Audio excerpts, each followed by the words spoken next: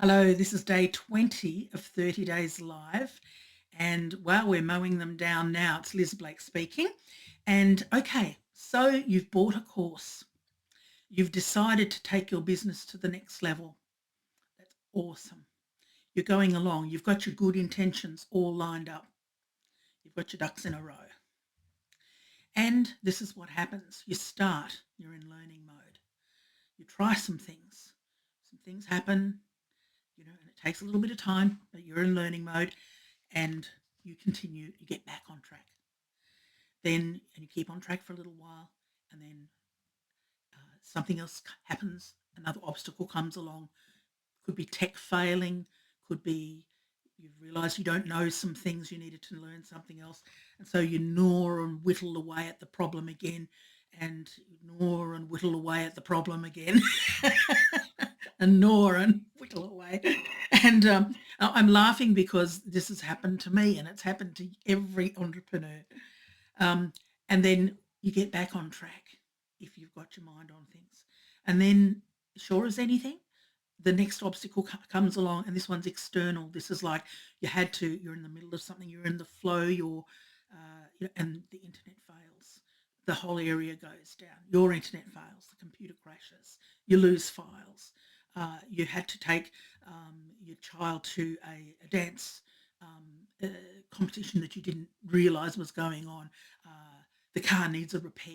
External things happen.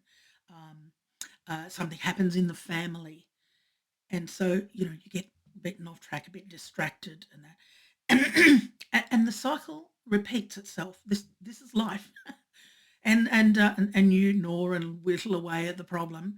You do the things that have to get, and then if you're doing well, you'll get back on track. And this happens again and again, sometimes internal to the business, internal to yourself, or external things. And but along the way, there's these patches of losing focus. There's these patches of losing focus.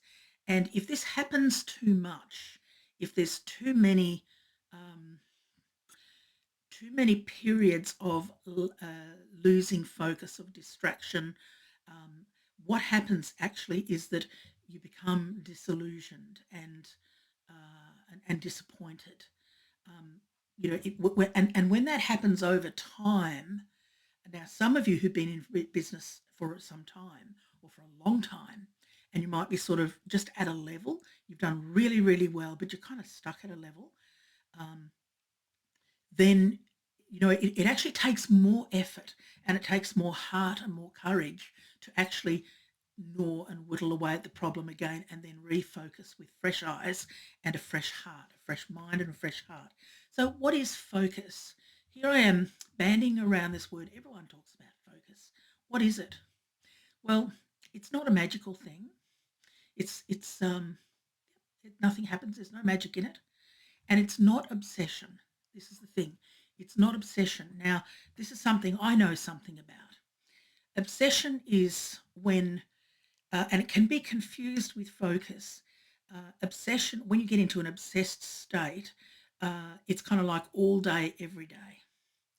And what happens there is that you get either quickly or not so quickly, but pretty quickly, you get tired and lose motivation, you get jaded, bored, that sort of thing. So because it's more like an obsession. Focus is different. Focus is and it is something I've struggled with. So this is why I can speak very truthfully and very authentically about it. Is that this balance thing, but focus is more a single mindedness, a single vision. It's saying no to the shiny objects, and the shiny object could be something new to learn. Now that would be something I'd put my hand up for.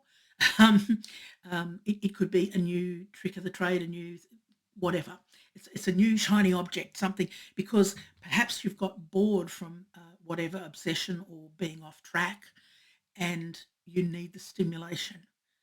And so we do need stimulation. And entrepreneurs, many of us are quite creative people, and so we need the stimulation, and so we'll create it when it's not there. So you can see the an obsession of all day, every day, or something is not the same thing as focus.